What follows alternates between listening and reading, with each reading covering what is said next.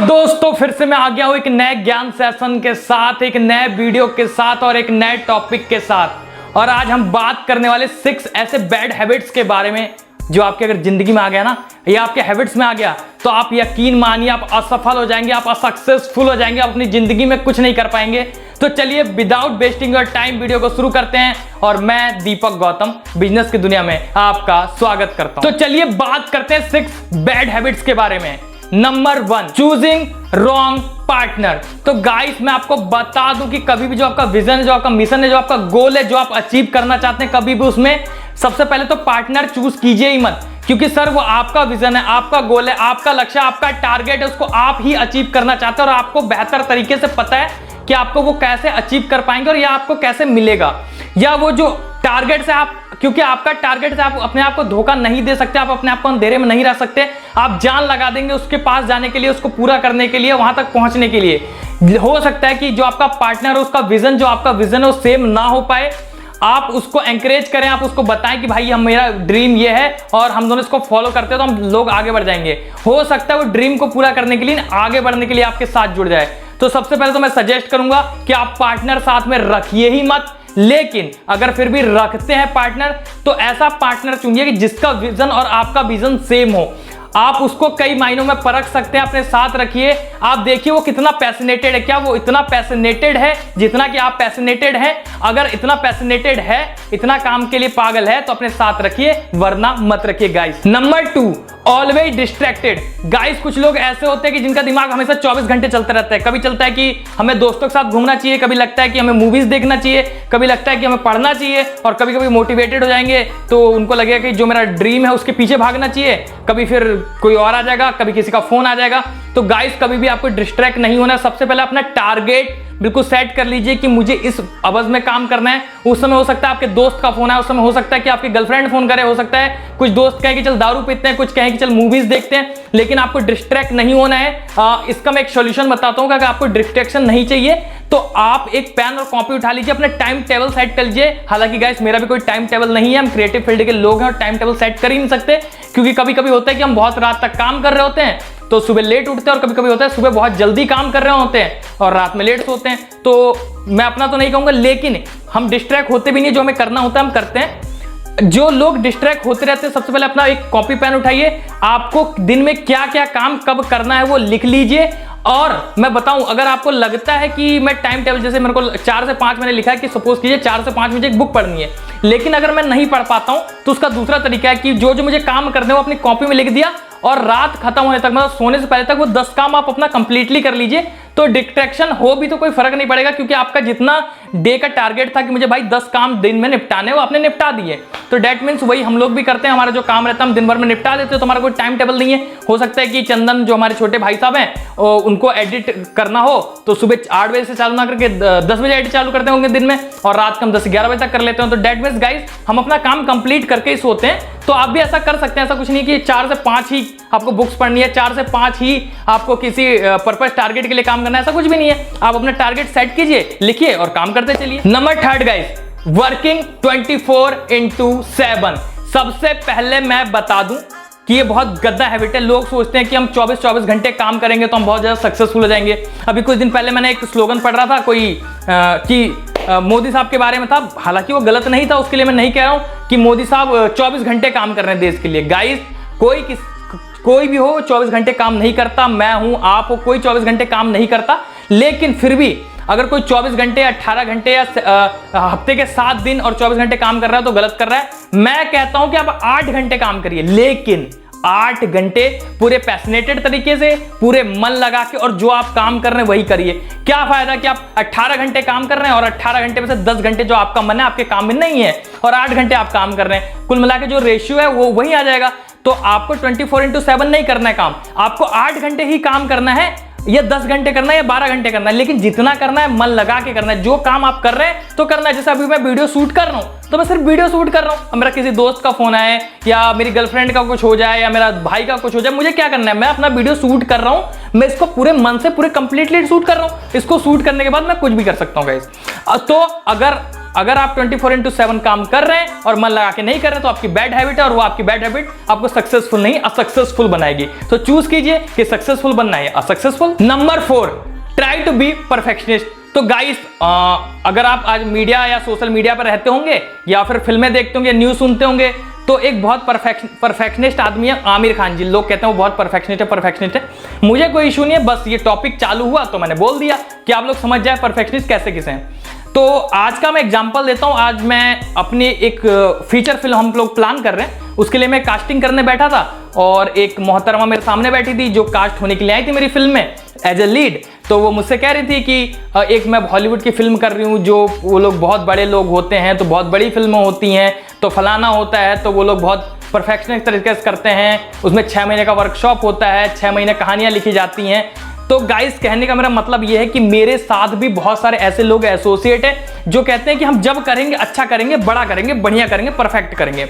आप यकीन मानिए पिछले 1.5 साल से या 2 साल से फिल्मी चाणक्य चालू हुआ है, पिछले 1.5 साल टेलीविजन फिल्म चला रहा हूं, वो जितने भी परफेक्शनिस्ट लोग थे जो बड़ा कर रहे थे वो आज तक गाइस कुछ नहीं कर पाए हैं।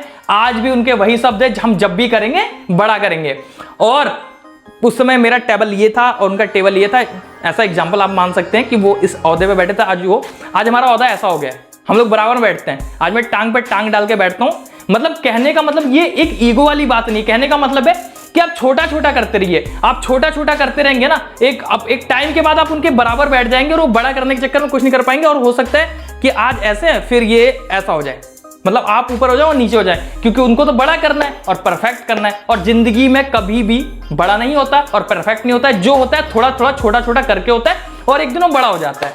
तो गाइस, जिसके ऐसे बैड हैबिट्स हैं कि जिनको लगता है कि मैं जब भी करूंगा बड़ा करूंगा और परफेक्ट करूंगा गाइस, तो कोई भी ऐसा नहीं कर पाता है। थोड़ा थोड़ा करके, छोटा छोटा करके और धीरे धीरे सब कुछ होता है। तो ऐसा बैड हैबिट अपने अंदर मत डालिए, तो यकीन मानिए आप सक्सेसफुल हो जाएंगे। Number 5, expecting instant result. तो गाइस, कुछ लोगों को होता है कि उनको बहुत जल्दी रिजल्ट चाहिए। मतलब कि अगर मेरे कई दोस्त हैं तो वो कहते हैं कि भाई तू यूट्यूब से कितना अर्न कर लेता है। मेरे और भी बहुत सारे दोस्त हैं, वो मुझसे कहते हैं कि तुम इस लाइन में, फिल्म लाइन में तुमने कितना अर्न किया। एक हमारे बहुत प्यारे भाई हैं, हल्द्वानी रहते हैं, वो कहते हैं कि दीपक भाई तुमने क्या कर लिया, शॉर्ट फिल्म बनाते हो, क्या कर लिया।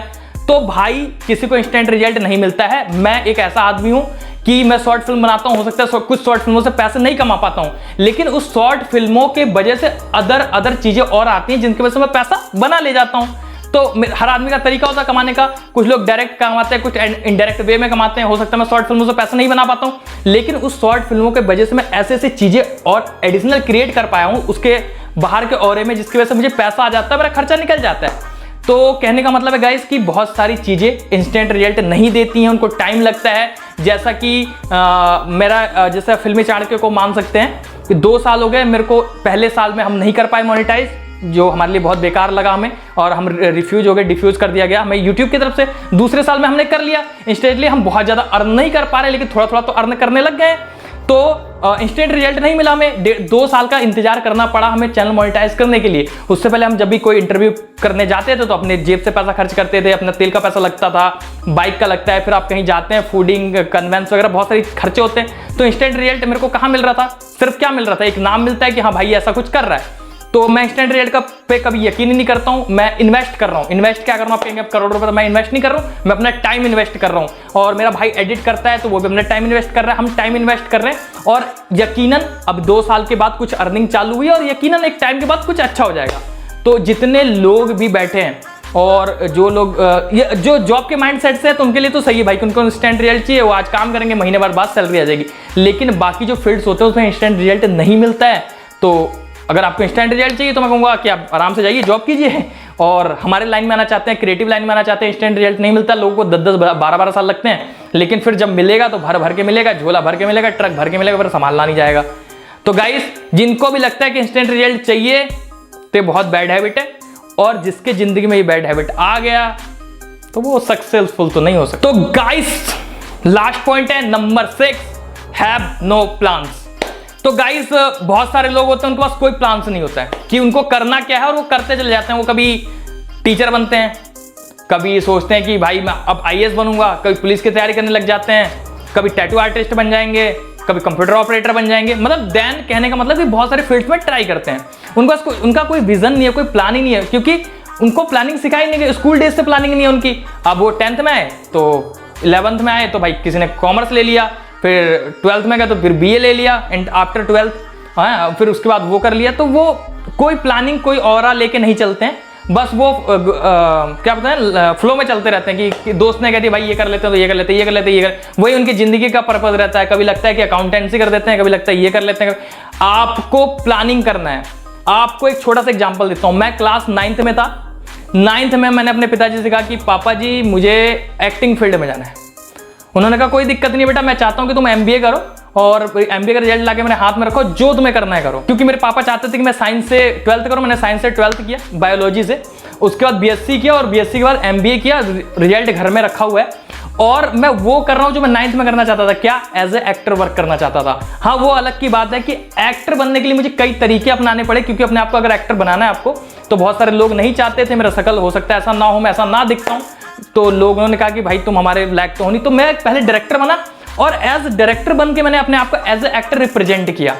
तो समझ गए गाइस, प्लानिंग, ये मेरी प्लानिंग थी कि मेरे को अपने आप को एज ए एक्टर प्रेजेंट करना है। कब? 9th में। लेकिन जब मैं 9th में था तो चीजें हुई, जब हम आज में आ जाते तो पता चलता है कि भाई कोई काम ही नहीं दे रहा है। तो उन सारी चीजों को लेकर मेरे को प्रोजेक्ट तो एज ए एक्टर ही करना था अपने आप को 9th से, और कर मैं एज ए एक्टर हूं। वो तरीके कई थे कि मेरे को फिर डायरेक्टर बनना पड़ा, कास्टिंग डायरेक्टर बनना पड़ा, मेरे को फाइनेंसर बनना पड़ा, मेरे को प्रोड्यूसर बनना पड़ा। लेकिन एंड ऑफ द डे मेरे को अपने आप को एक्टर देखना था गाइस, और तो मैं अपने आप को देख रहा हूं। तो आप प्लानिंग कीजिए। प्लानिंग किसी भी वे में हो सकता है, किसी भी तरीके से हो सकता है, लेकिन आपका टारगेट क्या है? जो आपका टारगेट है वो वहां तक आपको पहुंचना है गाइस। और अगर आपके पास प्लानिंग नहीं करते हैं आप प्लानिंग, तो आपकी बैड हैबिट हो जाएगी और आप सक्सेसफुल हो जाएंगे गाइस। सो गाइस, उम्मीद है कि आप लोग को ये वीडियो पसंद आई होगी। 6 टिप्स बताए हैं आपको जो आपको बैड हैबिट्स की ओर लेके जाते हैं। अगर ये आप बैड हैबिट्स छोड़ देते हैं तो आप सक्सेसफुल हो जाएंगे, और बैड हैबिट्स नहीं छोड़ते हैं गाइस, क्योंकि वीडियो तो खत्म हो जाएगी। आप लोग हो सकता है 1-2 दिन फॉलो भी करें, उसके बाद फॉलो नहीं करेंगे तो आपके अंदर बैड हैबिट्स रहेगा और आप असक्सेसफुल हो जाएंगे गाइस, और सक्सेसफुल नहीं हो पाएंगे। और जब कुछ एज हो जाएगी तो माथा पटकेंगे कि भाई मैं सक्सेसफुल क्यों नहीं हो पाया। तो इस वीडियो को गाइस घुमा फिरा के जितना हो सके 3-4 बार देख लीजिए, और आप हो सकता है कि आपके दिमाग में 6 की 6 बातें अगर घुस जाएं तो आप सक्सेसफुल हो जाएं। तो गाइस फिर मिलता हूं किसी नए वीडियो के साथ, तब तक के लिए see you soon, just a beginning.